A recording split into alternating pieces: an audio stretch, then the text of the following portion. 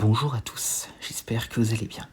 Dans Star Wars épisode 9, l'ascension de Skywalker, nous avons pu découvrir que Palpatine avait réussi à tromper la mort et se cacher pendant des décennies sur un monde Sith oublié de tous, Exegol, une planète désertique et obscure située dans les régions inconnues. Et donc aujourd'hui, je vous propose d'en apprendre un peu plus sur cette planète. Et donc, commençons. Donc, bien avant l'arrivée des Sith sur la planète, Exegol était verdoyante et fertile, capable d'habiter de nombreuses formes de vie animale et végétale. Mais lorsque les Sith sont arrivés, il y a eu une destruction massive, ce qui a rendu Exegol une planète sombre, aride, rocheuse, parsemée de plaines désertiques. Donc, son climat sec, combiné au frottement de particules de poussière dans son atmosphère, engendrait d'énormes décharges statiques qui se manifestaient sous forme d'éclairs, rendant l'atmosphère trop dangereuse pour le déploiement de boucliers déflecteurs. Ce monde mort et désolé était sillonné d'immenses fissures s'enfonçant profondément dans sa croûte. Celles-ci furent creusées par les loyalistes Sith qui tentaient d'atteindre une vergence de transport qu'ils croyaient située sous la surface. Comme une notable, il y avait la citadelle Sith, qui était un temple et une forteresse Sith par le passé, et que le membre du culte de l'éternel Sith ont transformé en bastion. C'est un bâtiment à la fois souterrain et aérien, étant une vaste structure pyramidale tronquée inversée, faite de pierres noires. La structure flottait au-dessus de la surface d'Exegol, et une plateforme permettait de descendre les individus dans la partie souterraine de la citadelle. Et à l'intérieur de cette citadelle, on pouvait retrouver de nombreuses statues d'anciens seigneurs Sith comme Lokfek, Mindran, Sisiri, Felkor ou encore Nagasado. Il y avait également une cathédrale destinée à l'entraînement des adeptes Sith, ainsi qu'un grand hangar aux étages supérieurs contenant plusieurs chasseurs tailleux.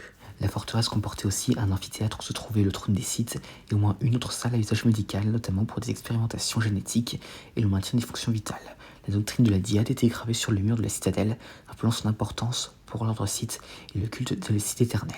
Et pour ces autres endroits connus sur la planète, il y avait l'escarpement de Sado, ou encore le désert de Hask et le plateau d'Onzudul.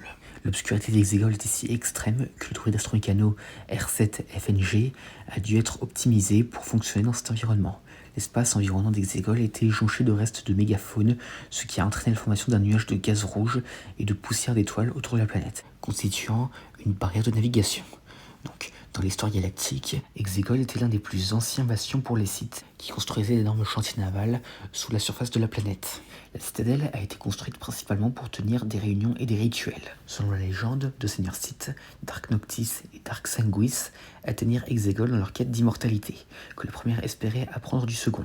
Mais à la suite de Noctis, Sanguis avait atteint l'immortalité en se transformant en une créature monstrueuse, trompant Noctis et ne révélant pas son identité.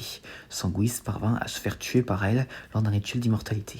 Noctis comprit alors trop tard que Sanguis l'avait dupé en la transformant en une créature semblable à lui, le libérant ainsi de son existence misérable. À l'époque impériale, en raison de son emplacement isolé et du voile de secrets qui l'entoure, le culte de l'éternel Sith a choisi Exegol comme base. Une planète inconnue même des historiens galactiques les plus érudits, dont certains connaissaient Moraband et d'autres mondes Sith. Dark Sidious envisageait de faire de Exegol son siège permanent du pouvoir. Cherchant à percer les secrets de l'immortalité, ses subordonnés commencèrent à expérimenter la technologie de clonage afin de prolonger sa vie.